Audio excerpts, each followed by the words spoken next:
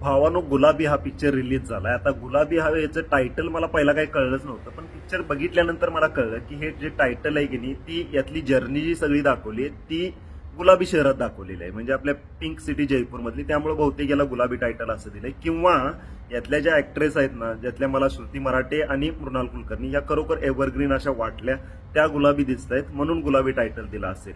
हे माझं लॉजिक, बाकी आता डायरेक्टरलाच माहित. पण चित्रपटाचा झिम्मा, झिम्मा 1, झिम्मा 2 किंवा बाई पण भारी देवा या चित्रपटांची काही संबंध नाही. फक्त त्यातली थोडीशी कथा आणि कॅरेक्टर चोरलेली आहेत किंवा त्याच्याशी सिमिलर आहे. याच्यामध्ये तेच दाखवलेलं आहे जे फक्त बायकांना जे काही प्रॉब्लेम्स असतात, नवरा आवडत नाही किंवा नवरा सोडून दुसरा आवडतोय, नवरा माझ्याशी बोलत नाही, थोडंसं बोलणं होत नाही किंवा माझी कदर होत नाही, माझे आयुष्यात हे प्रॉब्लेम्स आहेत, असं आपण कधी बघितलेलंच नाही. ओके, म्हणजे बाई पण भारी देवामध्ये जे काय होते, जे काही कॅरेक्टर्स होते, त्यांचं जे काय स्ट्रगल होतं, तरी पण ते काहीतरी त्यांना पुढं करायचं होतं. सेम तसंच ह्याच्यामध्ये दाखवलेलं आहे, पण हे नवीन आहे. आता काय नवीन आहे मला माहित नाहीये.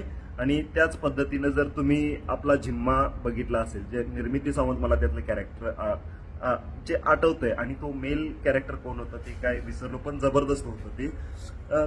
सेम सिमिलॅरिटीज आहे.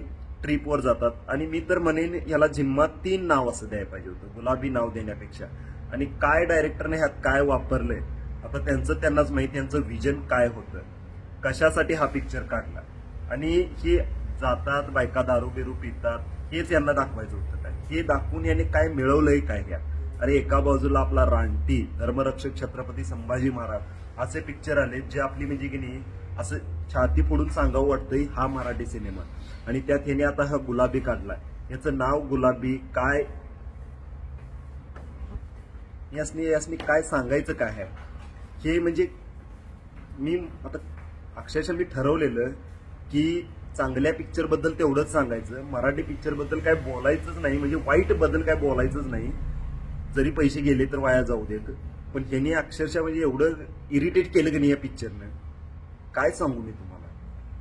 एवढा चांगला पिक्चर आहे की नाही, तुम्ही परत एकदा तो झिम्मा पिक्चर बघा.